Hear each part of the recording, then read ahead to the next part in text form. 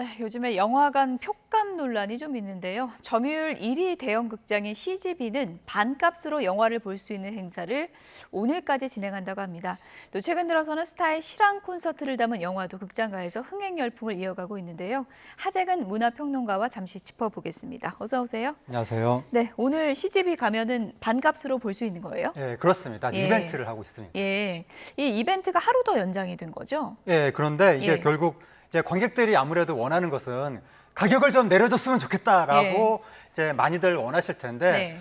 아마 극장업계 그 경영 사정이 가격을 내리기가 쉽지는 않은 것 같습니다. 근데 가격을 내리라는 요구가 워낙 거세다 보니까 예. 어떻게든 부응은 해야 되고 예. 그래서 내리는 거는 못하고 이벤트 형식으로 일정 기간 동안 잠시 이게 내리는 쪽으로 좀 타협을 본 것이 아닌가. 예. 관객들은 지금 그러니까 이벤트도 이벤트지만 앞으로 항구적으로 조금만 더 내렸으면 좋겠다. 그런 얘기를 지금도 하고 있는 것 같습니다. 요즘 뭐 물가가 다 오르긴 하니까 근데 15,000원이 좀 부담이 되는 금액이다라는 분들이 상당히 주변에도 많던데 영화 표값이 15,000원이 적냐 맞냐 이 논란이 최민식 씨 발언 때문에 더 불지펴진 것 같더라고요. 예, 최민식 씨가 이제 그 영화 예. 표값 얘기를 한 거예요. 물 들어올 때 노조는다고 갑자기 너무 올린 거 아니냐. 예. 심지어 뭐 나라도 안 간다 나라도 그렇게 안 올리면. 간다. 예. 그러면서 지금 표값이 15,000원인데 그 정도면 OTT 서비스로 집에 앉아서 영화 보지 굳이 극장까지 가겠느냐. 이렇게 이야기했는데 이게 이제 큰 논란이 됐거든요.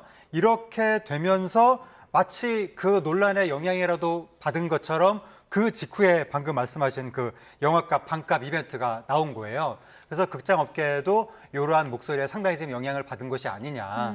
근데 이제 아까 말씀드린 것처럼 극장업계 경영 사정이 코로나19 사태 이후로 너무 안 좋아졌고 또 OTT라는 강력한 경쟁자가 나타나서 더 상황이 안 좋아진 예. 거예요. 그래서 최민식 씨라든가 많은 분들이 영화 표값 내리라는 말을 하고는 있지만 예. 극장업계 경영 사정상 지금 내리지는 못하고 있는 것이 아닌가 예. 이렇게 추정이 됩니다. 예. 최민식 씨가 15,000원이면은 OTT 가입하면 사실 집에서 편하게 영화 몇 편 보는데 네. 15,000원이면 누가 가겠냐 이런 얘기를 했는데 네. 영화계에서는 좀 동감하는 그런 분들이 많은 건가요? 그러니까 영화계에서도 지금 굉장한 위기감을 느끼고 있거든요. 예. 한국 영화계에서 굉장히 중요한 것이 극장 매출인데 그게 거의 지금 사라져가고 있는 거예요. 이러니까 한국 영화계가 거의 공멸 위기에 있는 거 아니냐. 예. 그런 위기감을 느끼고 있는데 그러한 그 극장 관객을 사라진 원인 중에 가장 큰 것 중에 하나가 결국 비싼 표값 아니냐. 이런 이제 관측이 있는 거죠. 그래서 영화계 인사들도 표값을 좀 내려야 되지 않느냐. 그런 생각들을 하고 있던 터에 말하자면 최민식 씨가 일종의 뭐 총대를 낸 거 비슷하게 발언을 한 거니까 영화계에서는 상당히 이제 최민식 씨 발언에 고무된 그런 상태인 것 같고 그래서 영화인 연대에서 입장을 냈거든요. 결국 짧은 기간에 그 표값을 너무 많이 올린 것이 최근에 영화계 침체의 원인이다라고 하면서 최민식 씨가 이번에 그렇게 발언을 해준 것이 예. 우리나라 영화 산업과 생태계를 위해서 감사한 일이다라고 하면서 이번에 이벤트로 이제 반값 그렇게 끝날 것이 아니라 예. 앞으로 항구적인 표값이나 방안에 대해서 논의가 이루어질 것으로 기대한다. 예. 이런 입장이 나오게 됐습니다. 결국은 관객을 끌어모을 수 있는 표값이 아깝지 않다라는 생각이 들 정도로 관객을 끌어모을 수 있는 콘텐츠가 많아지는 게 이제 가장 중요한 일일 텐데 극장가에 이명웅 씨가 떴더라고요. 이게 무슨 얘기인가요? 예, 이명웅 예. 씨 콘서트 실황 영화가 예. 이번에 개봉이 된 거예요. 그렇군요. 근데 그 영화가 개봉하자마자 개봉 첫날에 매출이 14억 2천여만 원이 발생했거든요. 그런데 이게 1위입니다. 1위. 예. 그날의 1위. 예. 2위 영화의 매출이 4억 9천만 원 정도 되거든요. 지금 나오고 있는 지금 그렇습니다. 저 실황 영화가 이제 공개가 된 건데 콘서트 했던 모습을 그대로 담아서 이제 예, 보여주는 거군요. 콘서트에 예. 또 이명웅 씨 뭐 인터뷰라던가 또 1년 동안 준비한 콘서트거든요. 예. 1년 동안의 준비 과정, 비하인드 이런 것들을 담으면서 이명웅 씨가 공연을 어떻게 정말 저렇게 열심히 준비하는지 그 진심이 나타났다고 하는데 아까 말씀드렸던 것처럼 저 영화가 개봉 첫날 그 매출액이 14억 2천만 원, 2위가 4억 9천만 원. 예. 그러니까 1위하고 2위의 격차가 2배, 3배 정도가 나는 거예요. 엄청나게 압도적으로 매출액 1위에 올랐고 지금 상당한 그 열기가 발생하고 있으면서 뿐만 아니라 공연 실황 영화가 기존에 간간히 개봉이 됐었는데 예. 주로 일반 영화관에서 개봉을 했었거든요. 근데 이번에 이명웅 씨 영화는 아이맥스관이라든가 스크린 X관 이러한 특별관에서도 공연 실황 역사상 최초로 개봉을 했고 지금 현재도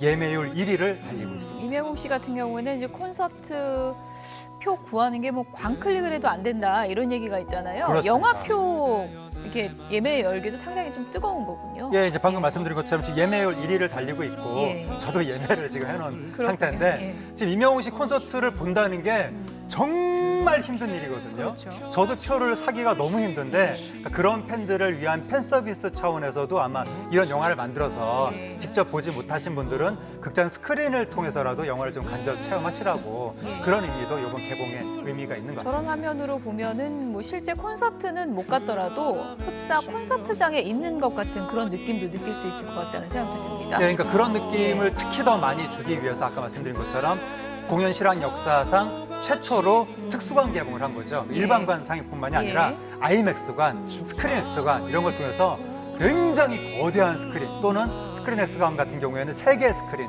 이런 걸 통해서 더욱더 현장감이 극대화된다고 하고 또 일부 상영관에서는 관객들이 모여서 싱얼롱 노래를 따라 부르면서 영화를 볼 수가 있기 때문에 예. 더 마치 콘서트 현장에 온 것 같은 예. 그런 느낌이 들 수 있을 것 같습니다. 극장에서는 뭐 영화만 개봉한다고 많은 분들이 생각하실 텐데 콘서트 실황을 극장에서 굉장히 편안하게 볼 수 있다는 새로운 문화가 또 자리 잡지 않을까 그런 생각도 드는데 이명웅 씨 이 콘서트 실황 영화가 이번에 뭐 흥행 성적이 상당히 좋다면 다른 대형 가수들도 이렇게 영화를 계속 개봉할 가능성도 크겠네요. 그렇죠. 예. 지금 이명웅 씨라든가 방탄소년단 등을 필두로 예.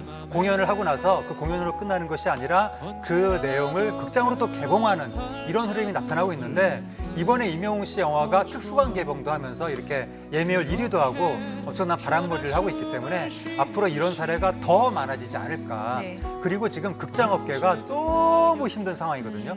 그 영화만 개봉해서는 이게 수지를 맞추기가 어려우니까 예. 저런 특수 영화, 뭐 제 실황 공연 실황 영화 예. 이런 거라도 개봉해서 더 이제 매출을 극대화하기 위해서 그러니까 가수 측하고 극장업계 이해관계가 맞아 떨어졌기 때문에 앞으로 저런 사례는 더 늘어날 것으로 보입니다. 이명웅 팬덤이 지금 극장가로도 이어지고 있는 모습 보여드렸고요.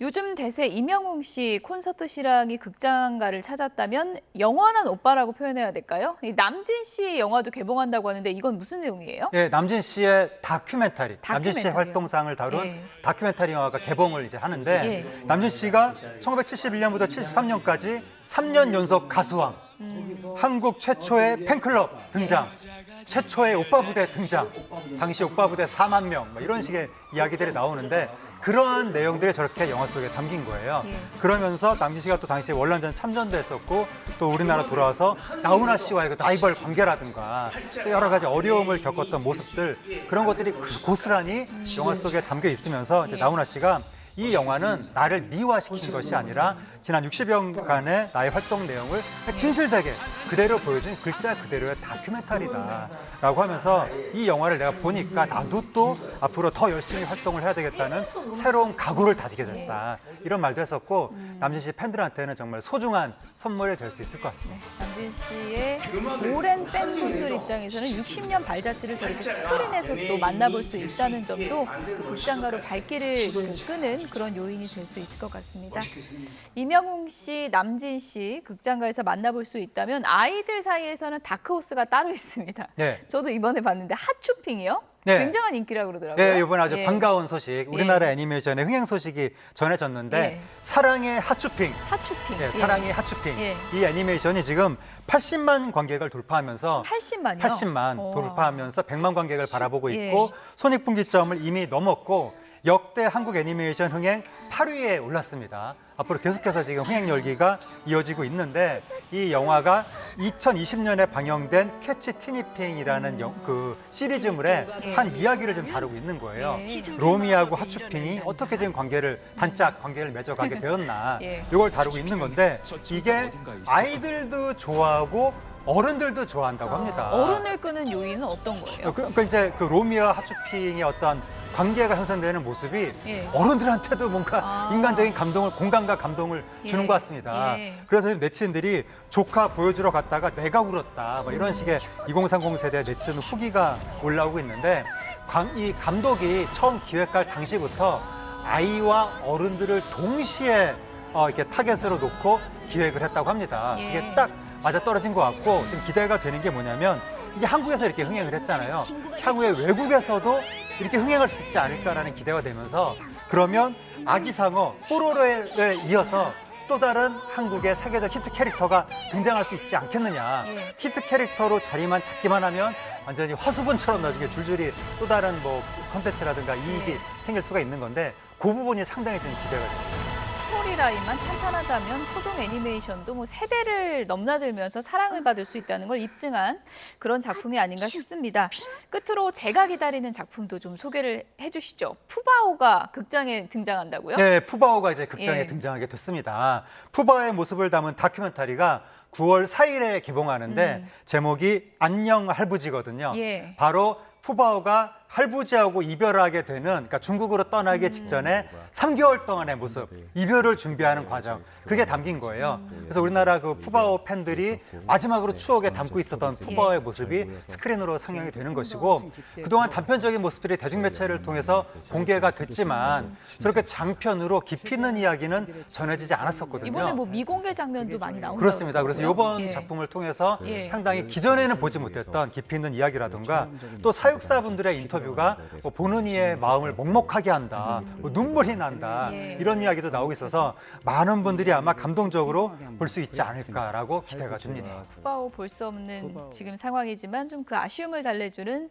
그런 영화가 되지 않을까 싶습니다. 오늘 이제 많은 영화 소개해 주셨는데 저희가 앞서서 뭐 표값 논란 얘기했지만 이런 좋은 영화들 많이 개봉하면 이런 표값 논란이 자연스레 사라지지 않을까 그런 생각도 듭니다. 네. 말씀해 주시죠. 아, 예. 그러니까 지금 예. 극장 그 관객분들이 볼 영화가 없어서 극장에 안 간다, 볼 영화가 나와야 된다, 이런 말씀들을 많이 하는데 네. 그 관객들이 원하는 극장 가서 볼 만한 좋은 영화라는 게 보통 거대 스펙터클 블록버스터인 경우가 많거든요.